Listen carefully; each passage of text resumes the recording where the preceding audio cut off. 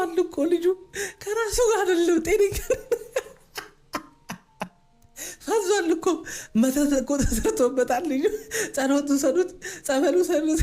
እንደዚህ አድርጉት ምናምን ስትሉ የነበራችሁ ሰዎች ማለት ነው ቹንግ ተፈወሰ ይኸው ቹንግ ደህና ነው ምንም የሆነው ነገር የለምና እናንተ አሳዘናችሁኝ እና አሁን እናንተ እንግዲህ ኮንታክት አድርጉን በውስጥ እናንተ እናጸልያለን ጸበል ሜድ ካለባችሁ ጸበል እንወስዳችኋለን ሳይካትሪስትም ከሆነ እንግዲህ እንወስዳችኋለን እናንተ ጤነኛ ሁኑ እንጂ ምክንያቱም የታመማችሁት እናንተ ናችሁ ለዛ ለእናንተ ደግሞ ሰው ሲታመም ደግሞ በሰው አይቀለድም እኔ ዝም ብዬ ነው ሳኩትና በታመመ ሰው አይቀለድም በቃ እናንተን የሆነ መፍትሄ እንፈልግላችኋል እኔ በቃ የሆነ ስጋት እንዳይገባችሁ የሚያደርግ ሚስት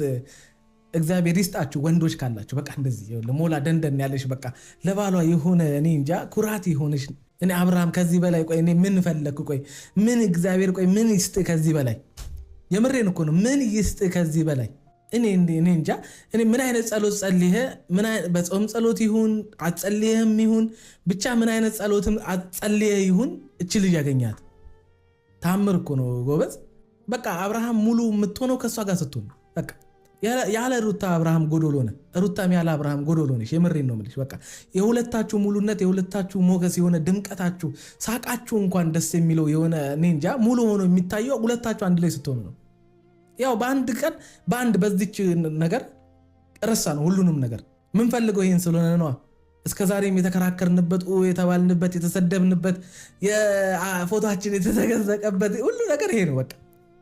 ይሄን ስለፈለግነው ነው ይሄ ቀን እንደሚመጣ ደግሞ 100% እርግጠኞች ነበር እንደዚህ አይነት ቀን እንደሚመጣ እርግጠኞች ነበር እኔ እኮ ብያቸዋለሁኝ እኮ